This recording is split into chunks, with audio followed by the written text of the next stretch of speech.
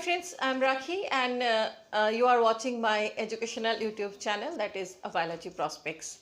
So friends, my last video, that is according to the NCERT syllabus, chapter 6, we have already learned about the life process. Life process होता क्या है?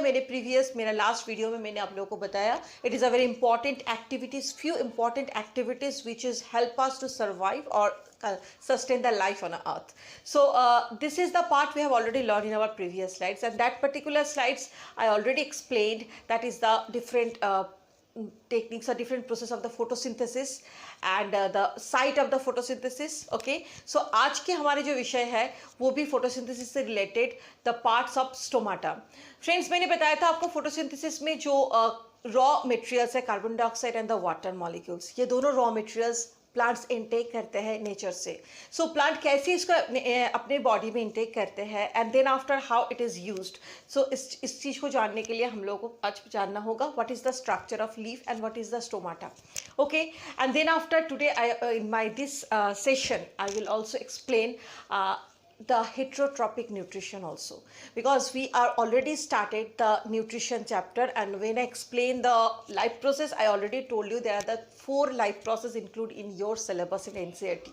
There's a 4 life process. The first one, that is nutrition, second that is the respiration, and third that is the transportation, and fourth that is the excretion. So first topic, nutrition, photosynthesis, I have already explained. I hope everybody has seen my first slides. So today's session on the base of the first slide, the second part of photosynthesis as well as the nutrition chapter. So I prepared the PPTs for a better explanation of this particular topic. I hope you understand properly, and whenever you will understand these are the topic properly, please don't forget to like, share and subscribe my channel. Okay, and obviously you press the bell icon for my latest updation also. So let's come, I will explain the today's topic according to the sequence wise. Come. Okay friends, and now we will start our today's session. So previous class we have already learned about the different life process, and the first life process, that is nutrition, and including this nutrition chapter हम लोग already जान चुके हैं कि carbon dioxide, 6 molecule of carbon dioxide and 12 molecule of water का sunlight के presence में chlorophyll यानी कि क्लोरोप्लास्ट जो साइट ऑफ द फोटोसिंथेसिस है वहाँ पर 1 मॉलिक्यूल ऑफ ग्लूकोज प्रोडक्शन होते हैं, एंड उसी के साथ 6 molecule water and 6 molecule oxygen होते हैं. तो ये जो प्रोसेस केमिकल रिएक्शंस है उसके जो फंक्शंस है ये लोग हम लोग पिछले स्लाइड में ऑलरेडी देख चुके हैं. तो आज हमारे जो फर्स्ट विषय है वो है what is the structure of the leaf and where the stomata. Actually हम लोग जो 2 रॉ मटेरियल्स के बारे में पढ़ रहे हैं, that is carbon dioxide and water. तो प्लांट डायरेक्टली वाटर को एब्जॉर्ब करते हैं रूट के माध्यम से. Is okay, the root absorb the ground waters as well as the minerals also. But carbon dioxide का जो एब्जॉर्प्शन का प्रोसेस है वो carbon dioxide, that means I just want to focus on the gaseous exchange. ये process हमारे plants के body में होते हैं स्टोमाटा के थ्रू. स्टोमाटा होता क्या है? Small tiny pores which is present in the surface area और the back surface area of leaves, or somewhere in the lenticel or the body of the body surface of the plant में भी stomata होते हैं. जैसे कि stomata, there are the tiny pore present in the epidermis of the leaf. epidermis मतलब ऊपरी सतह, ऊपरी परत जो होते हैं लीव्स के अपर पार्ट या लोअर पार्ट. 2 टाइप का प्लांट्स होता है, या तो डाइकॉट प्लांट या फिर मोनोकॉट प्लांट. मोनोकॉट प्लांट्स में बोथ साइड में स्टोमाटा विजिबल होता है, जबकि डाइकॉट प्लांट का लीव्स में only the one side stomata visible होते हैं. तो स्टोमाटा प्रेजेंस होते हैं, sorry. So this are the stomata. Small pore होते हैं, ये माइक्रोस्कोपिक पोर है प्लांट के लीव्स में, जो कि प्लांट के बॉडी में लेंटिसेल्स होते हैं जो प्लांट के bark में या फिर स्टेम में होते हैं. लेकिन स्टोमाटा जो है ओनली फॉर प्लांट का लीफ में ही वो प्रेजेंट्स होते हैं. ओके, एंड ये स्टोमाटा के अंदर से ही गैसियस एक्सचेंज या somehow the transpiration, access body water का रिलीज, ये भी प्लांट स्टोमाटा के माध्यम से ही करते हैं. तो आज के स्लाइड्स में हम लोग जानेंगे स्टोमाटा का पोजीशन कहाँ आता है और स्टोमाटा ओपन और क्लोज कैसे होते हैं. दोस्तों, स्टोमाटा एक छोटा सा स्मॉल पोर है जो not only one, there is a million और trillions, huge number of the stomata is present just the epidermis part of the leaf और the stem. Okay, and throughout which the gaseous exchange and the transpiration occurs. These are the 2 main phenomena, that is the gaseous exchange, that means I just want to focus, it is a Yeah, I just want to focus the gaseous exchange means carbon dioxide and carbon dioxide absorption from the nature and oxygen release after the photosynthesis. Oxygen release, that is an product during the photosynthesis. At the same time, in the respiration time of the living cell of the plant, the carbon dioxide release and oxygen intake. So these are the two processes simultaneously going on in the plant body, and this is the part known as the gaseous exchange. And this phenomena take place through the stomata. At the same time, the transpiration also. What is transpiration? The transpiration means the root absorb the water, and these are the waters are whatever used in the plant body, and excess water it is released, or excess water जो plant के body से निकल जाते हैं, वो छोटे जो parts होते हैं, दैट इज स्टोमाटा. अब हम यहाँ पर दो स्लाइड्स और यू नो देयर आर दो फिगर जो मैं यहाँ पर आप लोगों को शो कर रही हूँ. उसमें पहला वाला figure that is this is the figure that is number 1. Actually this figure I just want to explain what is the internal structure of the transverse section of leaves. That means TS of the leaf. अगर एक leaf का transverse section, ये leaf जो transverse section, ये dicot leaves का transverse section है, क्योंकि इसका जो स्टोमाटा है, only the one surface stomata has to be observing over here, is it no? One side stomata दिए, और ये स्टोमाटा यहाँ पर दिख रहे हैं हम लोग. मोनोकॉट लीफ में बोथ साइड्स में होता है, डाइकॉट में वन साइड में. तो यहाँ पर जो स्टोमाटा हम लोग यहाँ पर नंबर 1 डायग्राम में जो फिगर हम लोग देख रहे हैं, यहाँ पर जो डायग्राम हम लोग के सामने है, ये डायग्राम है transverse section of a dicot leaves. Clear? अब transverse section of the dicot leaves में होता क्या है? लीव्स के ऊपरी वाला part, that means this are the green part. Okay, that is the you have seen over there wax cuticle, और here somewhere upper epidermis. Upper epidermis means the leaves का ऊपरी वाला पार्ट, यानी कि एक लीव्स का अगर माइक्रोस्कोप ट्रांसवर्स सेक्शन करते हैं, देन आफ्टर हम लोग उसको माइक्रोस्कोप के अंदर में अगर उसको देखते हैं थ्रू द माइक्रोस्कोप, मुझे ये स्ट्रक्चर, ये इंटरफेस हम लोग को देखने को मिलेगा. And that is the upper dermis. That means the upper epidermis means the leaves का ऊपरी वाला हिस्सा. ऊपरी वाला हिस्सा में क्या होते हैं? Wax cuticle. क्यूटिकल जो एक वेक्सी पार्ट है, जो कि लीव्स को प्रोटेक्शन देते हैं स्कॉचिंग सनरेज से, and so call that is it is reduce the rate of the transpiration also. It is reduce some time in the summer time, और somehow the excess transpiration को रिड्यूस करने के लिए cuticle रहते हैं. And just below the cuticle there are the cells are the living cells are the, this are the all are the parenchymatic cell. Now दोस्तों, हम लोग यहाँ पर दो टाइप ऑफ द पैरेन्काइमेटिक सेल्स देखेंगे. एक होता है मेसोफिल, पैलिसेड मेसोफिल, और दूसरा होता है स्पॉन्जी मेसोफिल. ओके, इन दोनों को एक साथ में बोला जाता है mesophyll tissue. That means palisade and the spongy दोनों को एक साथ में मिलाकर बोला जाता है mesophyll tissue. Okay, so that is the mesophyll. Okay, what ever it is, this is the part. Actually mesophyll tissues में जो हम लोग यहाँ पर एक्चुअली हम लोग को देखने को मिलते हैं, वो है जो दो डिफरेंट टाइप्स का जो मेसोफिल टिश्यूज है, इन दोनों का अलग अलग काम होते हैं. ये पैलिसेड स्पॉन्जी पैलिसेड पैरेन्काइमा जो होते हैं, ये मेसोफिल टिश्यू जो है, ये लॉन्ग शेप का ये जो है, ये पैलिसेड पार्ट है. ओके, और ये राउंड शेप का जो है, ये स्पॉन्जी पार्ट है. स्पॉन्जी पार्ट में number of the chlorophyll less amount में होते हैं, या फिर नंबर ऑफ द क्लोरोप्लास्ट कम होते हैं. कंपेरेटिवली पैलिसेड में क्लोरोफिल का नंबर या फिर क्लोरोप्लास्ट का नंबर ज़्यादा होता है. क्लोरोफिल तो so call we can say that the maximum photosynthesis take place in the palisade part of the palisade mesophyll tissue.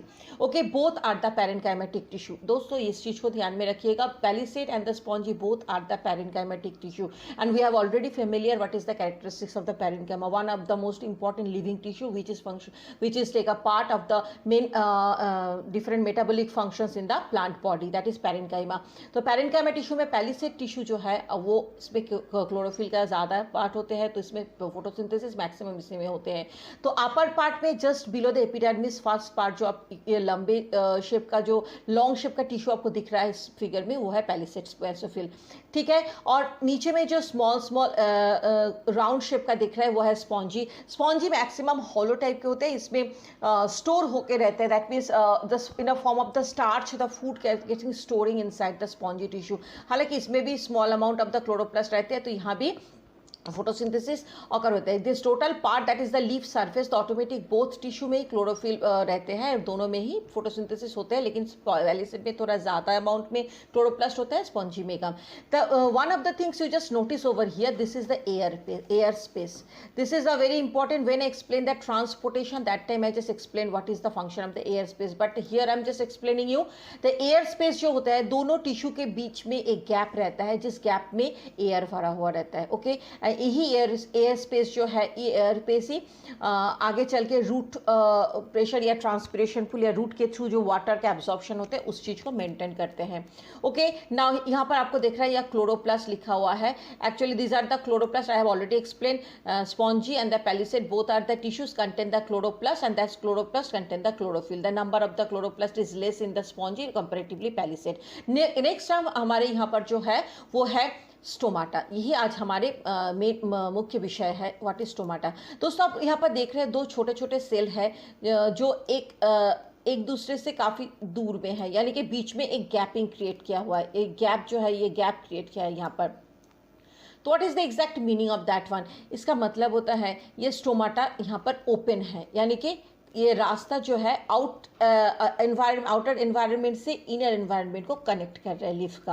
Okay, तो स्टोमाटा के थ्रू जो आउटसाइडर्स कार्बन डाइऑक्साइड गैस या भी जो भी गैसेस प्लांट एब्जॉर्ब करते हैं वो स्टोमाटा के थ्रू एब्जॉर्ब करते हैं। The same process when they release oxygen और somewhere even in respiration time when they release carbon dioxide, this is also take place through the stomata.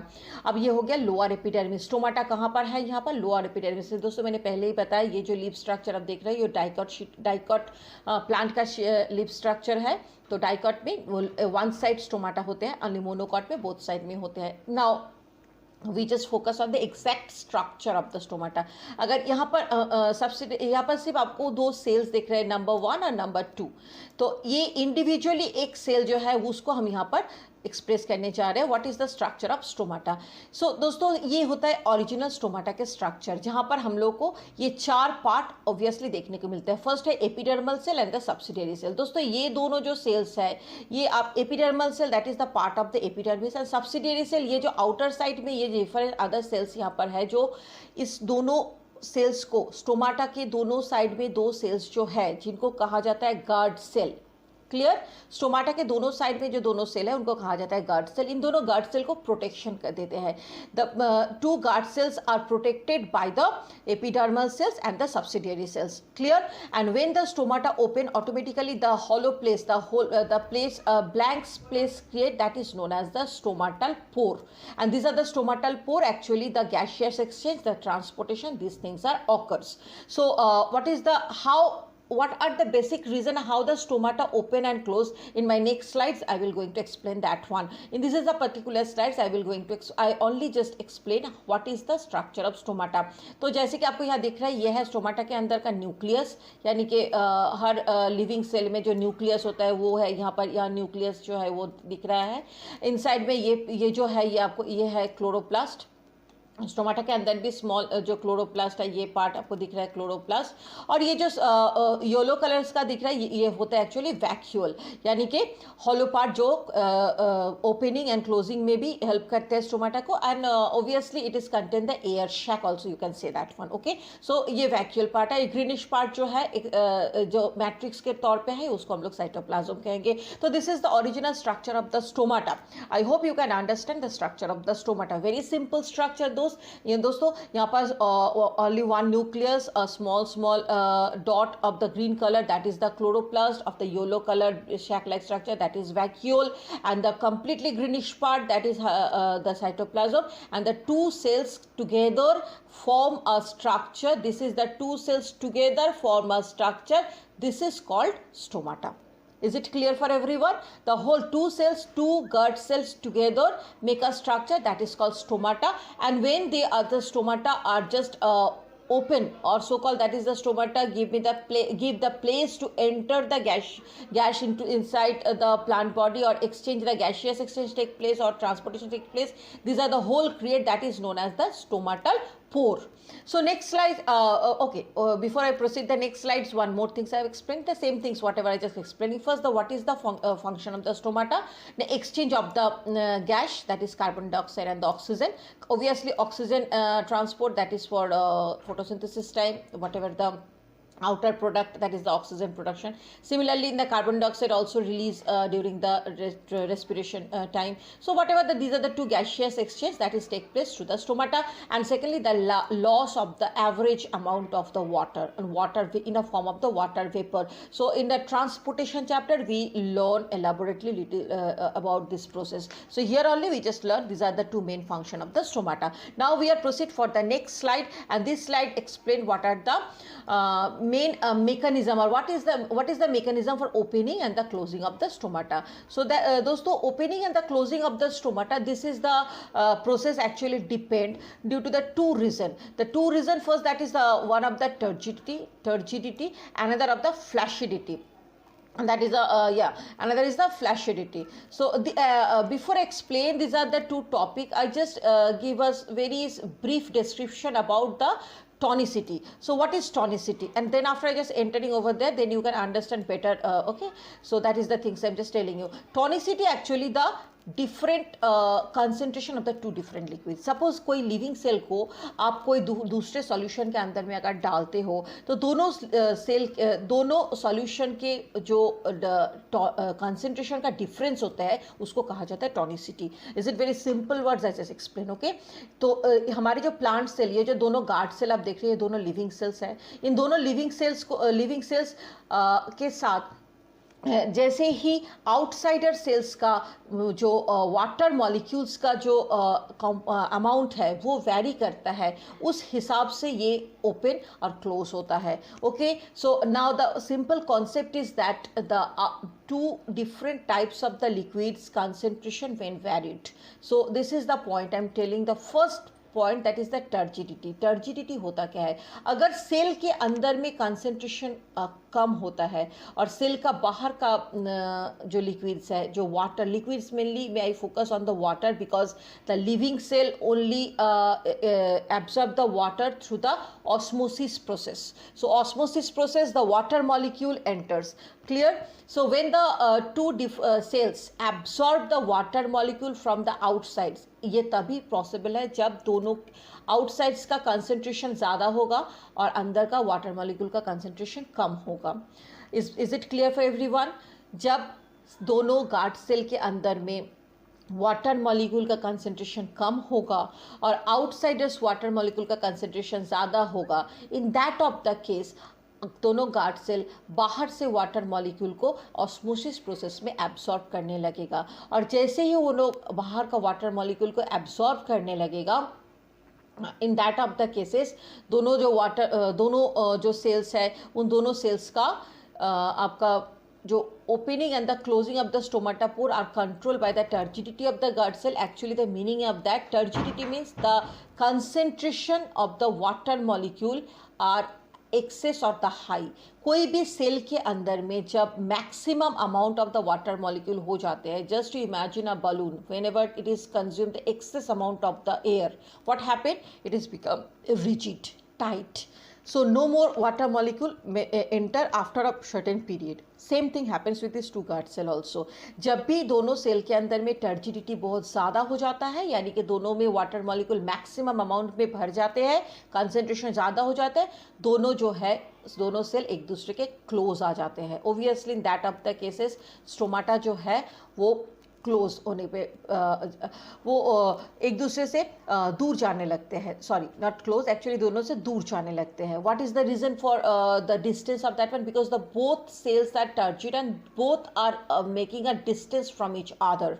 So when guard cells uptake water from the surrounding cells, that means whatever the outsider cells, the parenchymatic cells, when these are the two guard cells, okay, these are the two guard cells uptake the water from the surroundings. आसपास के cell से जब guard cell ने अपना तरफ water molecule को osmosis process से absorb करने शुरू करते हैं, they swallow to become turgid. Okay, दोनों स्वालो मतलब फूल जाते हैं और बहुत ज़्यादा रिजिड हो जाते हैं, टर्जिड हो जाता है. टर्जिड होने से एक दूसरे से वो लोग डिस्टेंस मेंटेन करने लगते हैं automatically, which the enlarge the pore of in between the stomata. The enlarge the pore means दोनों स्टोमाटा के बीच में जो गैप होता है वो गैप जैसे ही बढ़ जाता है, that is the pores, the hollow place increase, that is stomata increase the size, and obviously these are the reason the stomata, that is increase the size over there. Okay, so in that of the sense it is just start to open, or so called that is the stomata open in that of the place. Okay, so turgidity means inside the stomata water molecule concentration high, outside comparatively outside cells just opposite comes the same, that is the flaccid. Flaccid means when after few times when the concentration, because this is the rule of the osmotic pressure, or this is the rule of the osmosis in the living cell, whenever a concentration of the water molecule increase comparatively to different cells, they are exchanging the water molecule, is it no?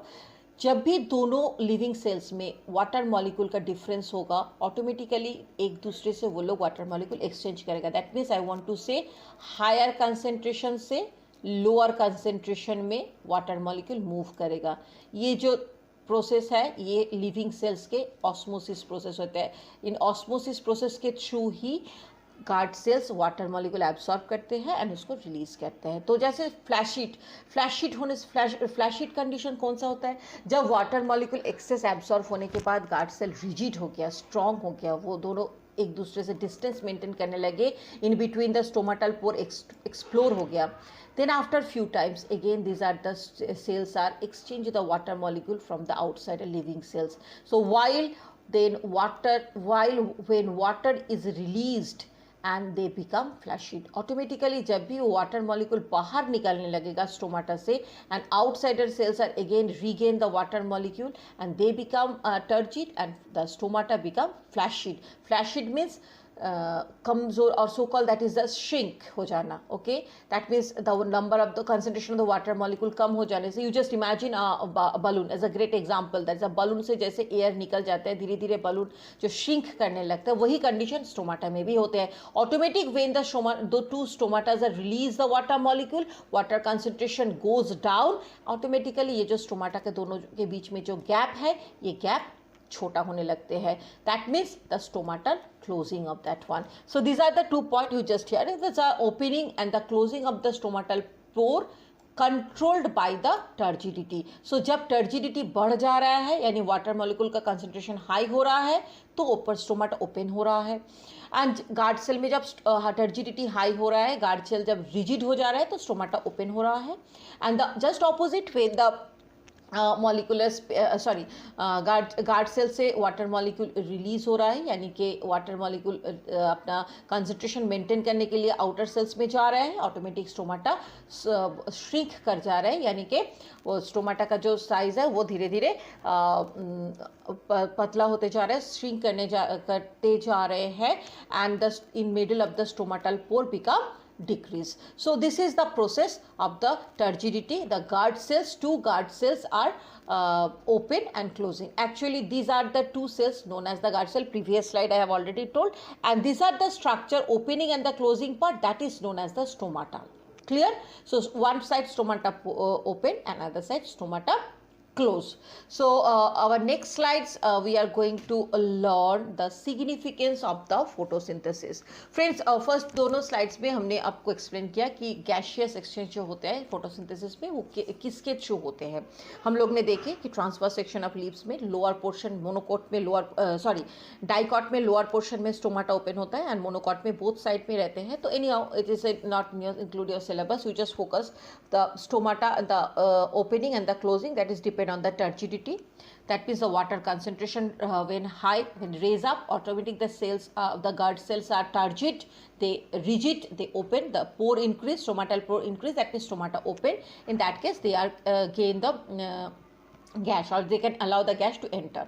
Okay, so after that the second topic, third slide, that is explain the significance of photosynthesis. The photosynthesis is the so-called, that is, it is one of the basic or very important one of a activity or the living process by plant, or so-called, that is the autotrophous. That is the one and only process the oxygen production take place in nature. So it is a very important and essential life activities. Okay, so photosynthesis is the main way through which the solar energy is made up available in different living beings. ये भी one more of the point है कि solar energy का trapping, because हम लोग जानते हैं दोस्त, हमारे अर्थ में जितना भी energies है वो एक फॉर्म से दूसरे फॉर्म में कन्वर्ट होते हैं, लेकिन total mass of the energy जो है वो सेम होते हैं, और वो सारे एनर्जी हम लोग जहाँ से गेन करते हैं वो है सोलर सिस्टम, यानी कि सोलर एनर्जी, सोलर से, सूर्य से गेन करते हैं, और वो सूर्य से वो एनर्जी को trap one and only autotrophs ही कर सकते हैं during the photosynthesis process. Clear now?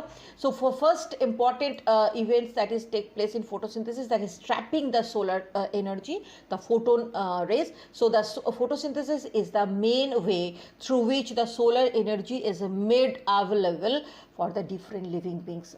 इसके बाद हम लोग जब हेट्रोट्रॉफस पढ़ेंगे के बारे में जानेंगे, different modes of nutrition of heterotrophs को देखेंगे, उसमें एक चीज़ हम लोग को कॉमन होगा कि heterotrophs, all the modes of the nutrition of heterotrophs, but they do not produce their own food. They have no ability to absorb the solar energy. Okay, this is one and only process of the photosynthesis. Next point है, green plants are the main products of the producers of food in the ecosystem. Obviously the main component of the food, that is the carbohydrate, and the simplest form of the carbohydrate, that is glucose. So glucose production take place during the photosynthesis. Obviously whatever the main food in our ecosystem is the living and the non-living things which are surrounded in our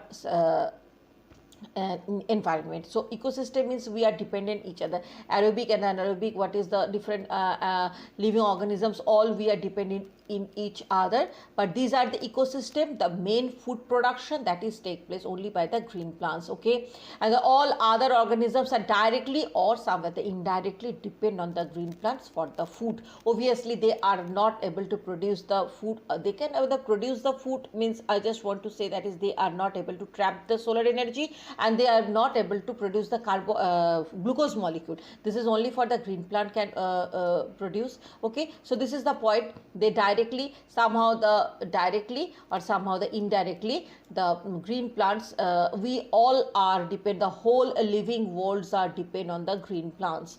And the last slide is the process of the photosynthesis also help to maintain the balance of carbon dioxide and the oxygen out in the air. This is the point. First only I just give you a little bit idea, that is the we all know that is during the during the respiration process, we all the living beings, whole the living world, even plant also,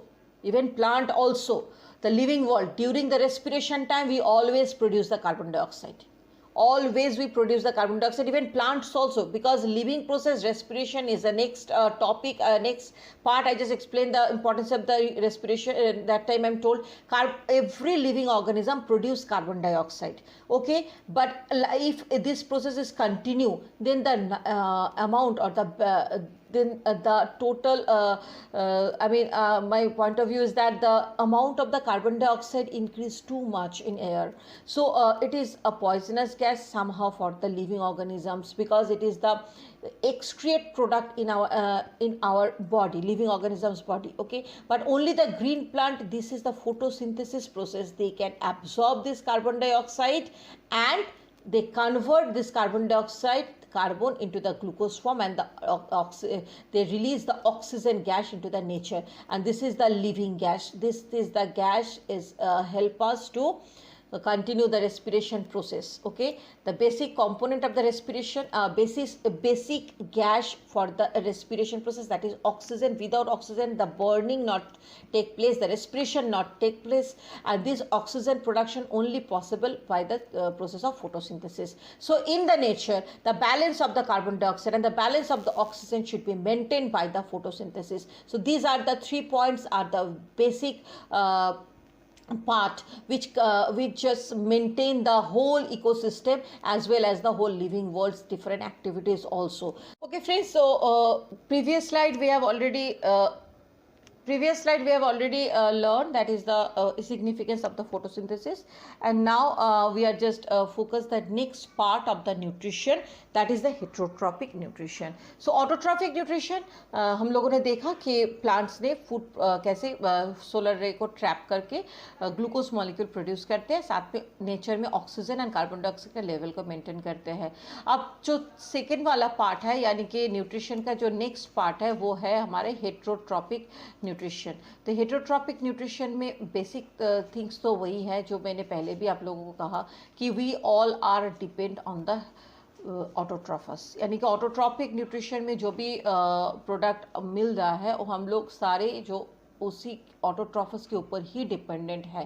but they are also the different ways either directly या फिर indirectly. अगर मैं बोलूँ directly, there is the cow grazing on the field. Suppose एक गाय जो चारा खाते हैं वो डायरेक्टली कंज्यूम करते हैं प्लांट को.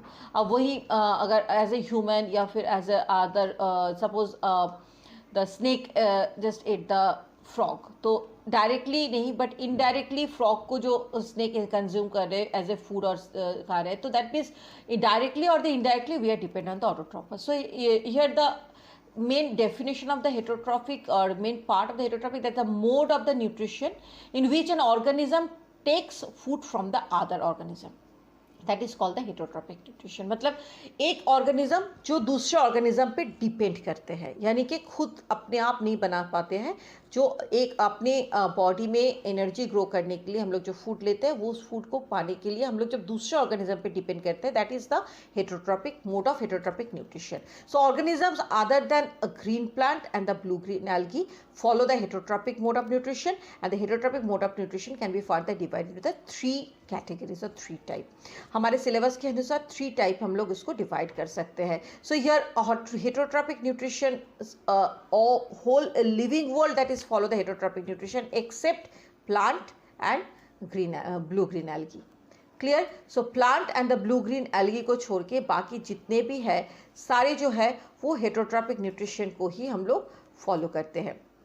Okay, so different heterotrophic nutritions में जो 3 कैटेगरीज हम लोग 3 पार्ट्स जो हम लोग देखे हैं, उन 3 पार्ट्स में बेसिक है जो 3 वो उसके हम लोग इस हिसाब से बता सकते हैं कि saprophytic nutrition, holozoic nutrition and the parasitic nutrition. So हमारे नेक्स्ट स्लाइड्स में मैं 1 बाय 1 एक्सप्लेन करूंगी कि सैप्रोफाइटिक न्यूट्रिशन क्या होता है, होलोजोइक न्यूट्रिशन क्या होते हैं एंड पैरासाइटिक न्यूट्रिशन क्या होते हैं. सो आइए देखते हैं हमारे नेक्स्ट स्लाइड्स में ये कैसे एक्सप्लेन किया गया है. So first point that is the saprophytic nutrition. दोस्तों saprophytic this word is related with the dead and the decay organism. So जब कोई लिविंग ऑर्गेनिजम्स अपनी न्यूट्रिशंस को गेन करने के लिए, न्यूट्रिशंस को पाने के लिए कोई डेड और द डीके मरा हुआ या फिर सड़ा गला ऐसा कुछ चीज़ों, ऐसा कुछ एलिमेंट्स और ऐसा कुछ मटेरियल्स के ऊपर डिपेंड करते हैं, in that of the cases this type of the nutrition is known as the saprophytic nutrition. That is in the saprophytic nutrition the organism secrete the digestive juice for the food and the food is digested while it is still ingested, and the digestion food is then ingested by the organisms. All the decomposers follow the saprophytic nutrition. Some insects like housefly also follow this method of the nutrition or mode of nutrition. Now here is a few words, that is a decomposer. ये decomposer होता क्या है दोस्तों? हमारी body जितने भी चीज़ nature से लेते हैं and then after the death all the things we return to the nature, and this is only possible because of the decomposer. decomposer का काम होता है एक डेड बॉडी को सिंपलेस्ट फॉर्म में कन्वर्ट करके सारी जो एलिमेंट्स है उसको दोबारा नेचर में रिटर्न कर देना. That is the decomposer role plays by the different type of the bacterias, algae, virus like this. Okay, so these are the decomposers. यहाँ पर जो examples आप देख रहे हो इस टाइप का कोई भी फंगिस हो, फंगी हो, कोई मोल्ड्स हो जो सड़े हुए वुड्स के ऊपर या फिर कोई भी डेड प्लांट पार्ट के ऊपर ग्रो करते हैं या फिर डेड एनिमल्स बॉडी के ऊपर ग्रो करते हैं, और वहीं से वो they secrete the digestive juice. They just this type of the organisms, they secrete the digestive juice on the food. Food के body के ऊपर digestive juice को secrete करके उसी टाइप का nutrition और उसी टाइप का food को वो consume करते हैं अपने body में nutrition के लिए. And that type of the process of the nutrition that is known as the saprophytic nutrition. और so called हम लोग बोल सकते हैं कि saprophytic nutrition जो है उसमें जो digestive juice है वो जो ऑर्गेनिजम्स हम कंज्यूम कर रहे हैं उसके ऊपर हम लोग सीक्रेट वो लिविंग ऑर्गेनिज्म सीक्रेट करते हैं एंड देन आफ्टर उस जूस को उस डाइजेस्टिव जूस के थ्रू उस न्यूट्रिटिव पार्ट को न्यूट्रिएंट्स को वो अपने बॉडी में एग्जॉस्ट करते हैं. ओके सॉरी इंजेस्ट करते हैं. इंजेस्ट मतलब उसको वो अपने बॉडी के अंदर में ले जाते हैं. The food is digested while it still to be ingested. जब इंजेस्टेड का मतलब है जब आप जब उस फूड को खाया जा रहा है या फिर उस फूड को कंज्यूम किया जाता है. Ingested. Okay after the ingestion the digestion process. This whole two process is possible because of the secretion of the digestive juice. Clear. So this type of the digestion that is a saprophyte known as the saprophytic nutrition. सारे decomposers जो होते हैं जो bacterias और the others सारे decomposers ऐसे ही date और the decay body को डिके करने के लिए यानी कि सड़ा देने के लिए different type of the juice का सिक्रेशन करते हैं. आपको आप लोगों को पता होगा कि कोई भी एनिमल्स मर जाने के बाद कुछ दिन रहने के बाद धीरे धीरे उसका बॉडी सड़ने लगता है and that is the main reason for the decomposers enzyme या फिर जो जूस डाइजेस्टिव जूस है वो सिक्रेट करते हैं उनके डेड बॉडी के ऊपर and then after they just absorb the nutrients material from their body. Few insects भी इस तरह से न्यूट्रिशन अपना कंप्लीट करते हैं and this type of the nutrition is known as the saprophytic nutrition. अब हम लोग जानेंगे दूसरे टाइप ऑफ द न्यूट्रिशन के बारे में that is holozoic nutrition. So what is holozoic nutrition? Holozoic nutrition is the very common process of the nutrition, heterotrophic nutrition. Why? Because in the holozoic nutrition the digestion happens inside the body of organism. जैसे हम लोग saprophytic nutrition में देखे हैं जो decomposers या फिर bacterias या ऑल भी फंगीज मोल्ड्स अपने डाइजेस्टिव एंजाइम्स का सिक्रेशन इसलिए करते हैं ताकि वो डेड बॉडी को सड़ा सके या फिर उसको डीके कर सके एंड देन आफ्टर वो वहाँ से न्यूट्रिशन को एब्सॉर्ब कर सके न्यूट्रिएंट्स को एब्सॉर्ब कर सके. लेकिन हॉलोजोइक न्यूट्रिशन में जो लिविंग ऑर्गेनिजम्स है वो बाहर से अपना फूड मटेरियल या फिर न्यूट्रिएंट्स को गेन करते हैं न्यूट्रिएंट्स को इंजेस्ट करते हैं अपने बॉडी के अंदर. Okay and then after taking the food after the food ingested most of the animal follow this are the nutrients. Food को इंजेस्ट करने के बाद दैट मीन्स उस फूड को अपने बॉडी के अंदर लेने के बाद then after slowly this food are split and just produce the different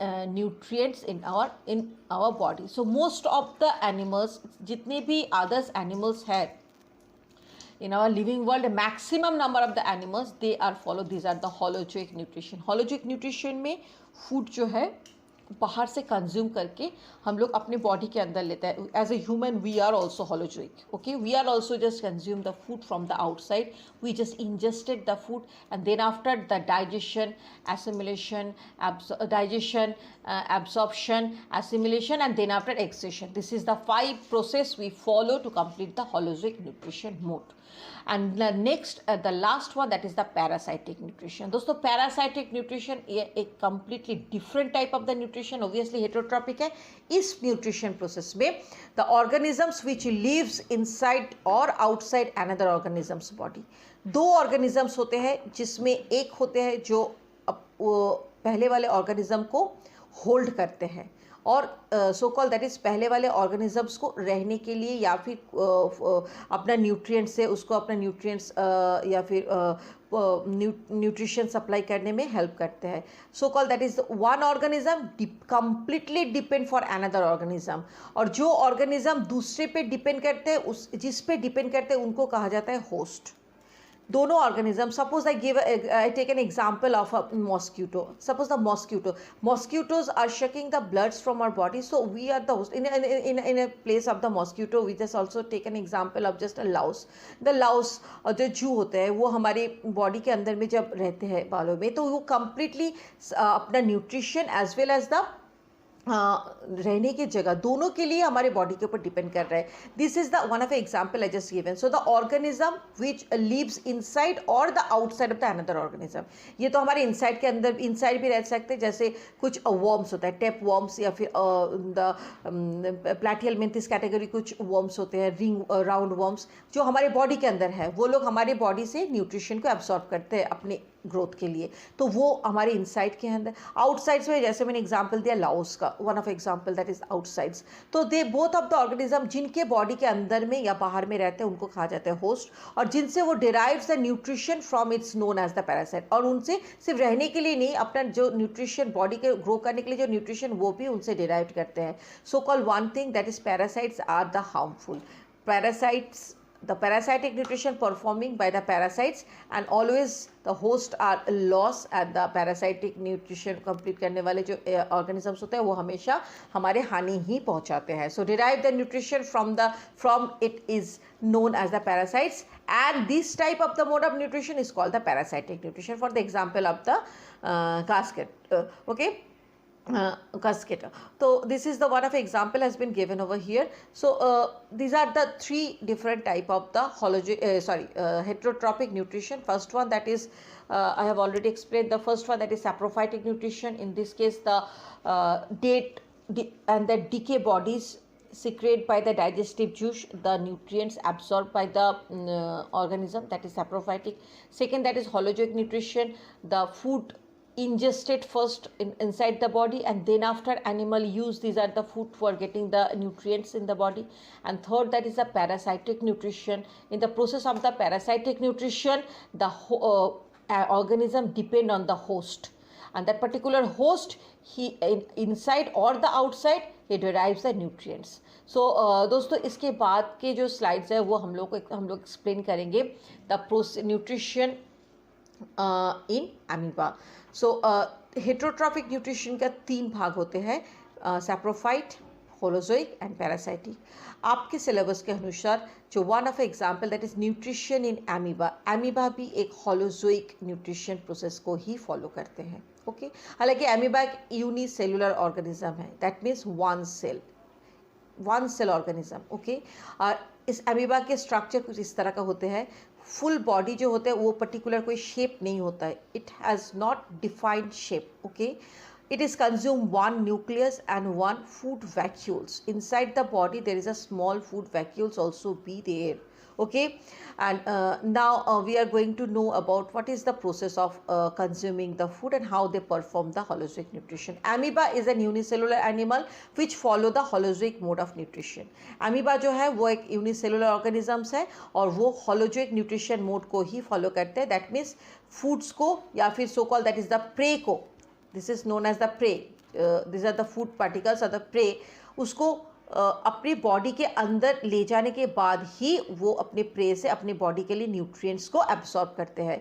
in holozoic nutrition the digestion of the food follows after the injection of the food. मैंने पहले कहा इंजेक्शन मतलब फूड को बॉडी के अंदर ले जाना, and then after it is break down due to the presence of different enzymes. सारे एंजाइम्स या फिर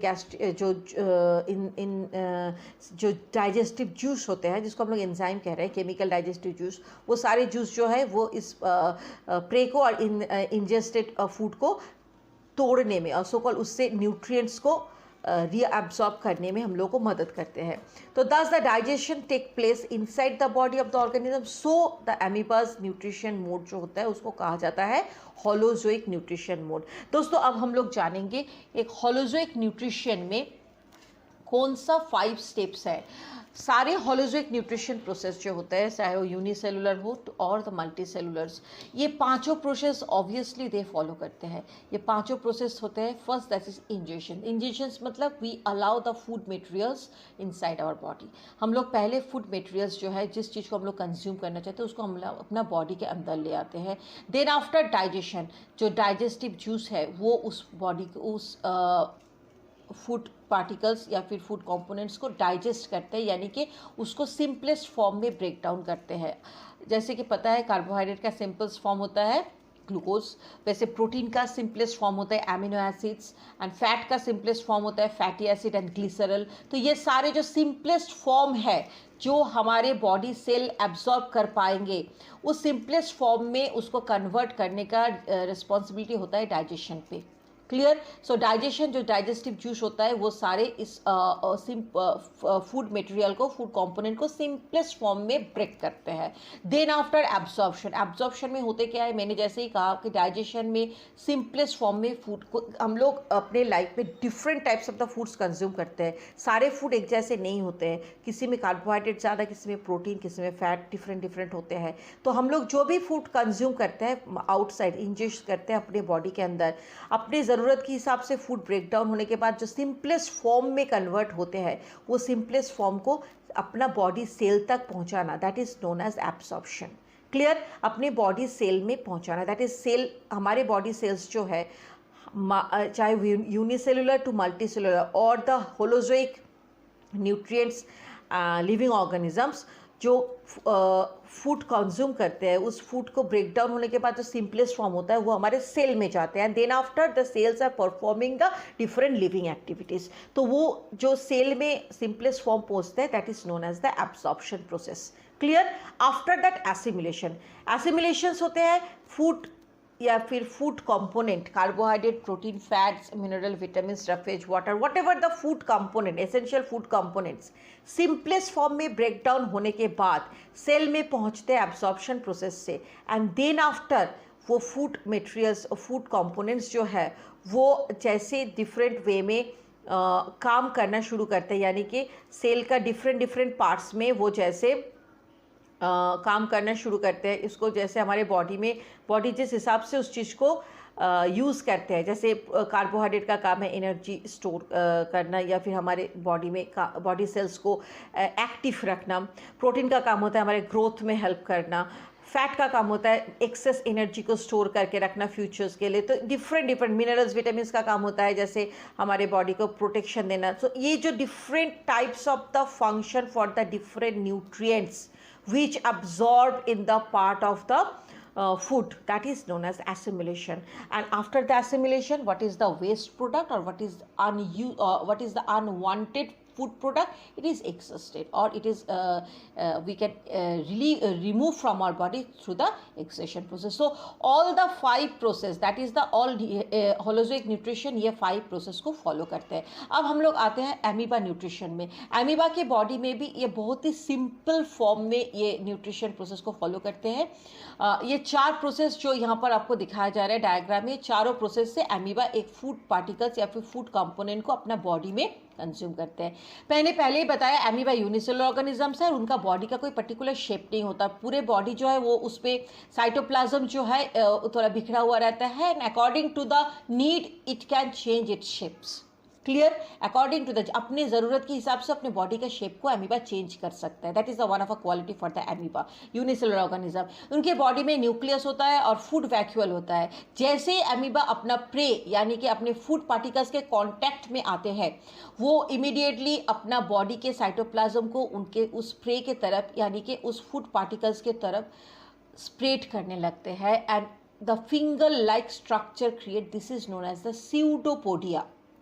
Friends, pseudopodia is nothing. Pseudo word that is meaning is the false. Clear? Pseudo. Pseudo. This is the word, actually the Greek word. This is the main meaning is false, and podium is the leg. So false leg, we can say that is the false leg or pseudopodia. What is the function of pseudopodia? When the amoeba come to contact of the prey, जैसे ही amoeba अपने prey यानी कि शिकार यानी कि food particles के contact में आते हैं, वो अपना body के cytoplasm को उस food particles को ingest करने के लिए एक finger like structure बनाते हैं और उस particles को घेर लेते हैं। Okay, they can make a surrounding structure of this particular prey, and this is the finger like structure जिसको हम लोग बोलते हैं pseudopodia। इस pseudopodia के थ्रू जब भी वो food particles वो prey घिर जाता है, automatically they again start to ingested this food inside the body and they just create the food vacuole. ये अपना बॉडी के अंदर जो फूड वैक्यूल होते हैं उस फूड वैक्यूल के अंदर उस प्रे को वो धीरे धीरे इन्वॉल्व करते हैं इंजेशन प्रोसेस में, मतलब उस फूड पार्टिकल्स को वो अपने बॉडी के अंदर में ले जाते हैं। एंड देन आफ्टर बॉडी के अंदर में जो डाइजेस्टिव जूस होते हैं उस डाइजेस्टिव जूस के थ्रू उस फूड पार्टिकल्स को वो डाइजेस्ट करते हैं। And after that digestion the absorption whatever the nutrients is essential, this nutrients is absorb in the food in the body cells. And then after the assimilation what is the requirement of this are the nutrients वो अपने काम में लगाते हैं।